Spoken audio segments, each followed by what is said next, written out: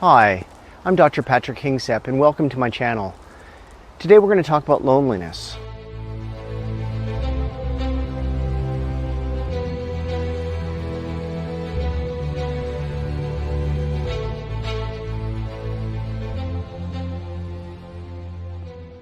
Now, do you feel lonely? Well, turns out you're not alone. Pardon the pun.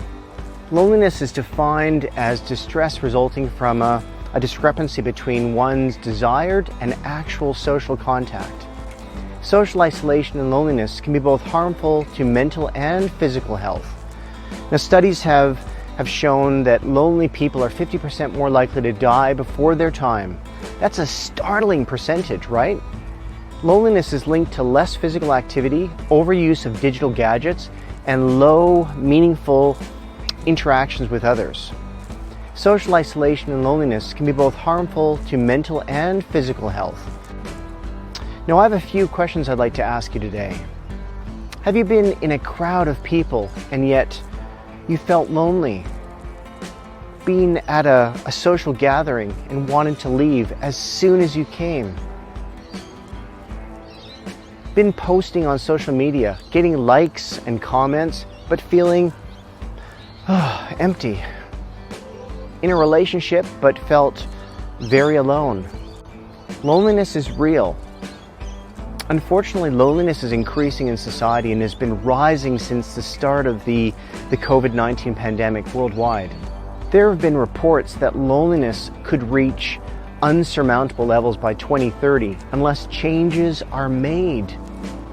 This is why mental health organizations are putting loneliness at the forefront of their conferences and meetings this year as well as into the next. Loneliness is not purely solved by being around people either. If we don't feel loved, cared for, understood by those we're with, we can still feel very alone.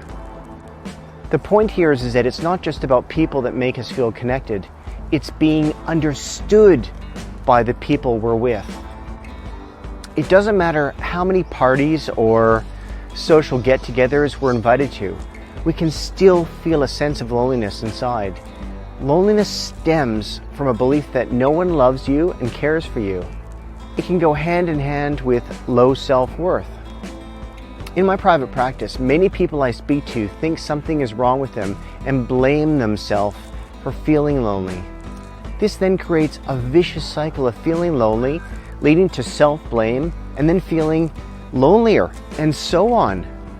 We need to remember that most people feel lonely at certain times of their life. I'm sure you can recall a time that you felt lonely. I certainly can.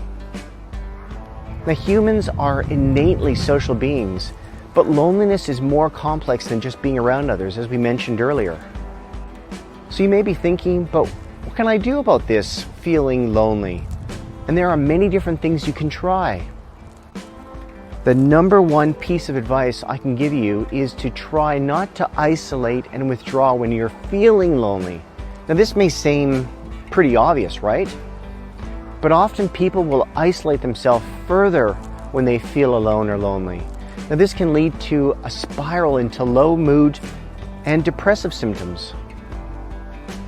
And remember, when you do try to communicate with someone and you're already feeling lonely, you may be sort of less likely to be engaged, ask questions, and have a sense of curiosity.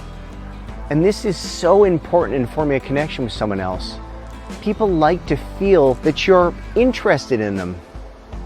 My next tip is to try to foster a sense of curiosity about the person you're talking to.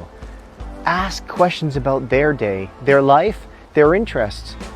It will make a big difference to how the conversation flows. And don't forget to share information about yourself too. Loneliness can lead to a desire to close up and share little about ourselves. But we need to share more about ourselves to make a genuine connection with someone. So tell stories about yourself, share memories, share how you're feeling, share your opinions or things so that you're more likely to make a genuine connection with the person you're interacting with. And then there is social media. And I know it can lead to us feeling and being more isolated, but what if you could use social media to connect? this is more relevant in the here and now with the pandemic. So maybe reduce the time you're spending scrolling through others' social media pages, comparing yourself to them, and start looking into platforms to meet others with similar interests to you. In Australia, we have meetup groups online that informs of places that like-minded people are getting together in person to connect and to chat. Now there are plenty more sites like this online, from volunteer groups to join, book clubs, and exercise initiatives. And don't forget to have a form of release for how you are feeling. Don't get stuck in a rumination cycle in your mind. You need to express yourself. If you can't think of anyone in your life to honestly talk with, perhaps you can journal how you feel daily. So when you're feeling lonely, put a pen to paper or fingers to the keyboard and let it out.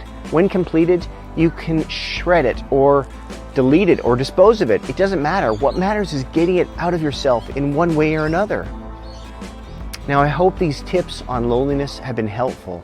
Let me know in the comments, and if you want more on these, let me know also in the comments. And like them if you do, and if you haven't already, subscribe please.